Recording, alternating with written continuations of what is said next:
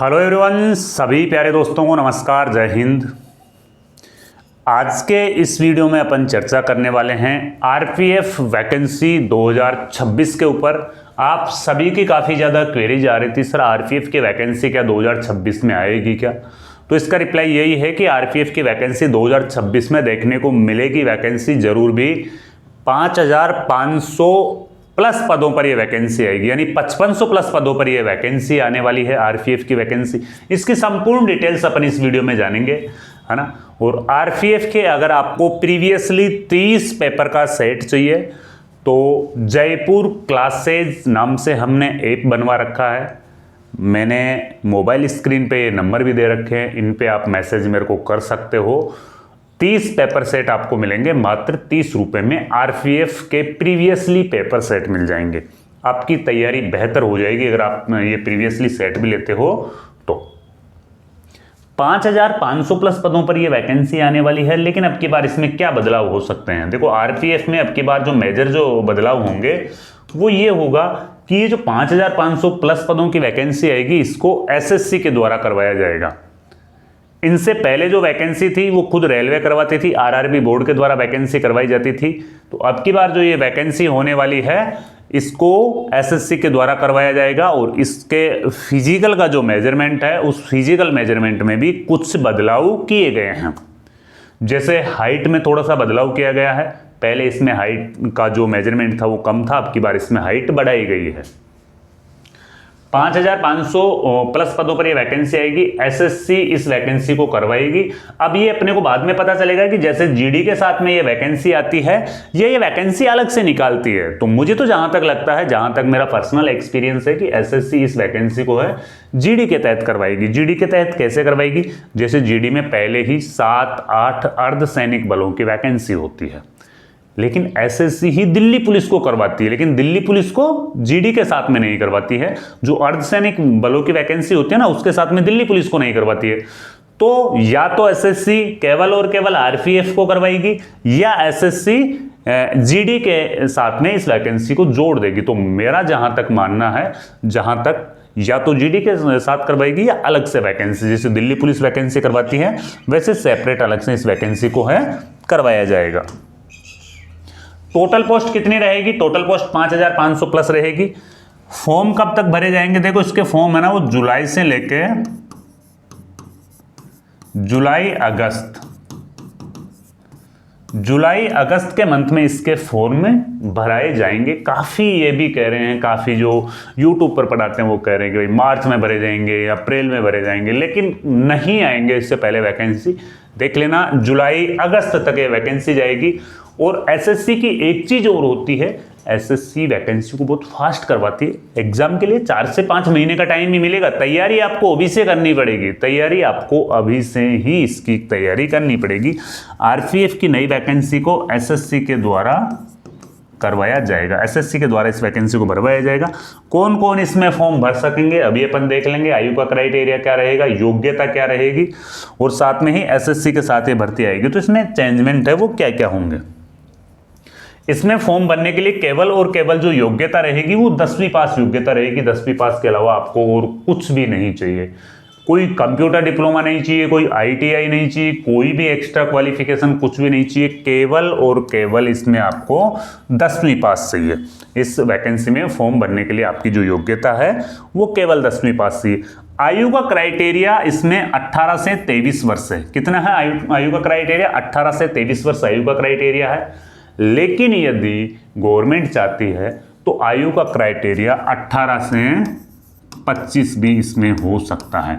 ये जनरल के लिए है। 18 से 25 अगर जनरल के लिए हो जाता है तो 18 से 26 की जगह यहाँ पे 2 साल इसमें भी बढ़ जाएंगे। ओबीसी का जो क्राइटेरिया होगा वो 18 से 28 हो जाएगा। एससी और एसटी का जो क्राइटेरिया होगा वो 18 से 30 हो जाएगा। और जो फीमेल कैंडिडेट्स है, जो गर्ल्स कैंडिडेट्स है, उनके लिए भी एक्स्ट्रा है। जैसे हर कैटेगरी में 5 वर्ष इसको एक्स्ट्रा है वो छूट, यानी कि फॉर्म भरने के लिए छूट मिलती है। ये आयु का क्राइटेरिया हो गया। बेहतरीन जॉब है आरपीएफ की, भाई हल्के में मत लेना।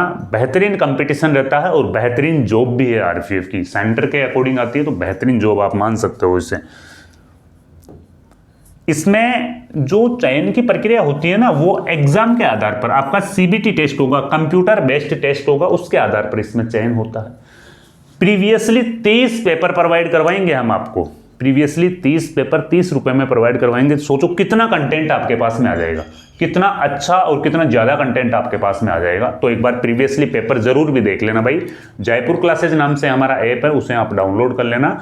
PYQ वाले सेक्शन में जाओगे तो आपको वहां पे प्रीवियस ईयर्स पेपर आपको मिल जाएंगे। जीके और जीएस के ये 50% आते हैं, टोटल पर्सन इसमें आते हैं। जीके जीएस के 50% आते हैं और मैथ के आते हैं इसमें 35-35% आते हैं और रीजनिंग के आते हैं इसमें 35%, यानी कि जो टोटल इसका पर्सन आते हैं वो आते हैं 120%। आरपीएफ में टोटल पर्सनों की संख्या होती है वो होती है 120। अब हो सकता है एसएससी इस वैकेंसी को करवाए, तो इसमें जैसे एसएससी जीडी में जो होता है, एसएससी जीडी में जो होता है उसमें ओनली फॉर 100% है वो पूछे जाते हैं। तो ये भी हो सकता है कि आने वाले टाइम में इसका जो सिलेबस का जो क्राइटेरिया है वो थोड़ा चेंज हो जाए। लेकिन अगर दिल्ली पुलिस की तर्ज पे इसको एसएससी करवाएगी तो फिर भाई आरपीएफ की एक सेपरेट वैकेंसी ही होगी, वो जीडी के अंडर नहीं आएगी। फिर एसएससी करवाएगी तो सही, लेकिन सिलेबस यही रहेगा और एक सेपरेट वैकेंसी होगी। तो भी देख लेना एक बार, सिलेबस को आप जरूर भी देख लेना। ये इसमें थोड़ा सा चेंजमेंट है वो किया गया है। पहले जो हाइट का मेजरमेंट होता था ना, वो आरआरबी बोर्ड के द्वारा करवाई जाती थी, तो हाइट थोड़ी कम मांगी जाती थी, यानी कि 165 के आसपास में, 168 के आसपास में हाइट मांगी जाती थी। लेकिन एसएससी इस वैकेंसी को करवाएगी तो पुरुष कैंडिडेट्स के लिए 170 सेंटीमीटर हाइट रहेगी और महिला कैंडिडेट्स के लिए 165 सेंटीमीटर इसमें हाइट रहेगी। ये हाइट का मेजरमेंट है वो थोड़ा सा बढ़ाया गया है, एसएससी इस वैकेंसी को करवाएगी तो।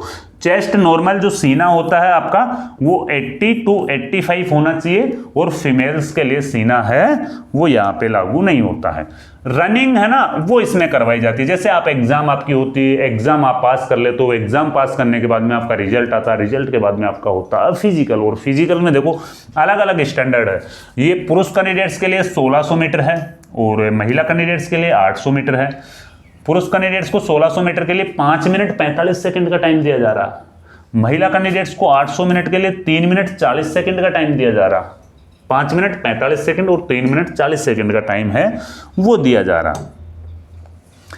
इसमें लॉन्ग जंप भी है। लॉन्ग जंप कितने फुट होती है? पुरुष कैंडिडेट्स के लिए 14 फीट लॉन्ग जंप होती है और हाई जंप यानी ऊंची कूद होती है वो 4 फीट होती है।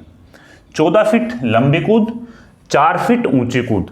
फीमेल कैंडिडेट्स के लिए 9 फीट है वो लंबी कूद और 3 फीट है वो ऊंची कूद।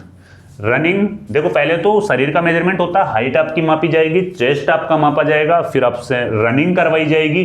रनिंग के बाद में फिर आपके ये लॉन्ग जंप और हाई जंप होगा। तो male candidates and female candidates दोनों की अलग अलग हो जाती है। और एसएससी जीडी के साथ में ये वैकेंसी है वो आने वाली ही है भाई। 10वीं पास इसमें योग्यता जो अपन ने देख ली, एज का अपन ने देख लिया, एग्जाम पैटर्न का अपन ने देख लिया, फिजिकल का अपन ने देख लिया, है ना। अच्छे से तैयारी करो, पीवाईक्यू वाले पेपर जरूर भी देख लेना एक बार। आरपीएफ से जुड़ी हुई अगर कोई अपडेट आएगी तो मैं आपको इस वाले चैनल पे भी जरूर अपडेट करता रहूँगा। वर्दी गुरुकुल नाम से हमारा ये चैनल है, इस पे भी मैं आपको जरूर अपडेट है वो करता रहूँगा। ठीक है, तो भाई मिलते हैं फिर कोई नए वीडियो में नई जानकारी के साथ में। जब तक के लिए जय हिंद, जय भारत।